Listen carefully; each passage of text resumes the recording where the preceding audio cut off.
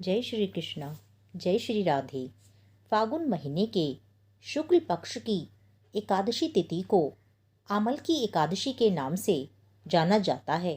आमल की अर्थात आंवला एकादशी या फिर इसे रंग भरी एकादशी के नाम से भी जाना जाता है। इस दिन श्री हरि की माता लक्ष्मी के साथ विधि पूर्वक पूजा करनी चाहिए और श्री हरि की पूजा के पश्चात इस दिन आंवला वृक्ष की भी विधिवत पूजा करनी चाहिए, क्योंकि आंवले का महत्व अपने गुणों के कारण तो अत्यधिक है, किंतु आंवले की सबसे बड़ी श्रेष्ठता इस बात में है कि इसकी उत्पत्ति श्री हरि विष्णु भगवान के मुख से हुई है। इसीलिए यदि संभव हो तो पूजा के पश्चात आंवले की 108 परिक्रमा अवश्य करनी चाहिए और ना हो सके तो कम से कम 8 परिक्रमा तो अवश्य ही करनी चाहिए। तो आइए सुनते हैं आमल की एकादशी की व्रत कथा।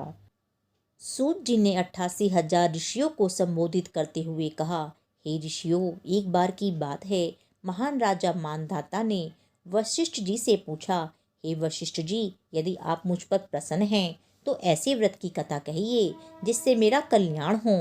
महर्षि वशिष्ठ जी बोले, हे राजन, सब व्रतों से उत्तम और अंत में मोक्ष देने वाला आमल की एकादशी का व्रत है।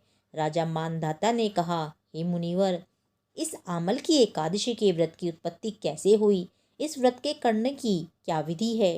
हे वेदों के ज्ञाता, कृपा करके इसका सारा विवरण मुझसे विस्तार पूर्वक कहें। तब मुनि वशिष्ठ ने कहा, हे नृपश्रेष्ठ, मैं तुम्हारे समक्ष विस्तार से इस व्रत का वर्णन करता हूँ। यह व्रत फागुन माह शुक्ल पक्ष में होता है। इस व्रत के फल से समस्त पाप नष्ट हो जाते हैं। इस व्रत का पुण्य 1000 गोदान के फल के बराबर है।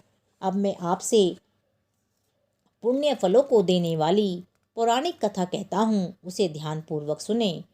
वैदिक नामक एक नगर था। उस नगर में ब्राह्मण, वैश्य, क्षत्रिय, शूद्र चारों वर्ण आनंद पूर्वक रहते थे। नगर में सदैव वेद ध्वनि गूंजा करती थी।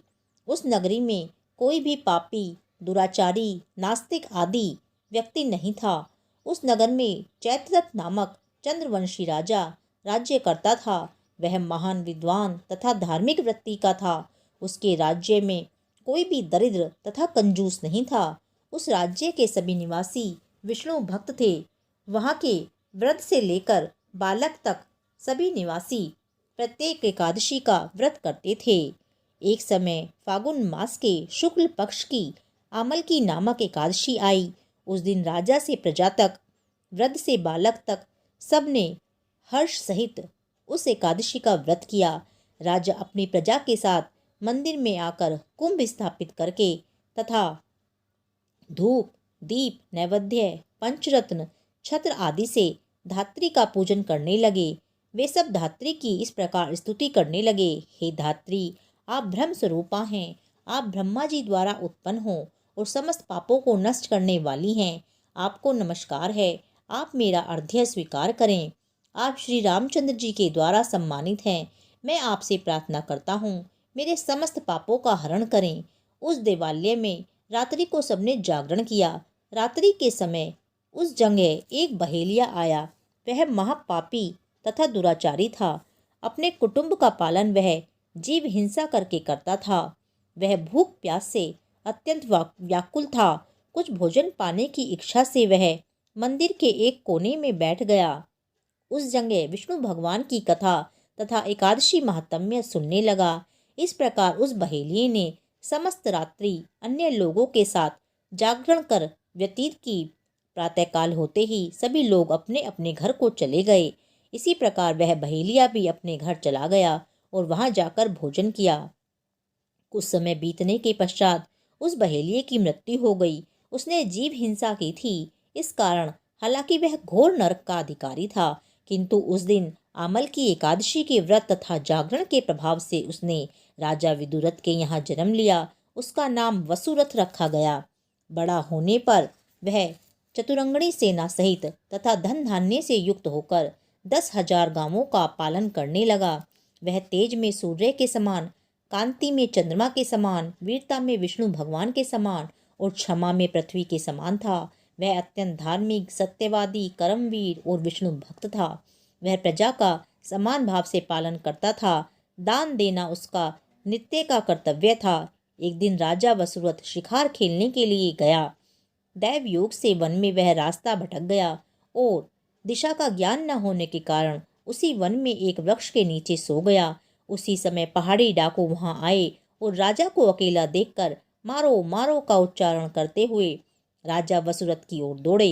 वह डाकू कहने लगा कि इस दुष्ट राजा ने हमारे माता पिता, पुत्र पौत्र आदि सभी संबंधियों को मारा है तथा देश से निकाल लिया। अब हमें इसे मारकर अपने अपमान का बदला लेना चाहिए।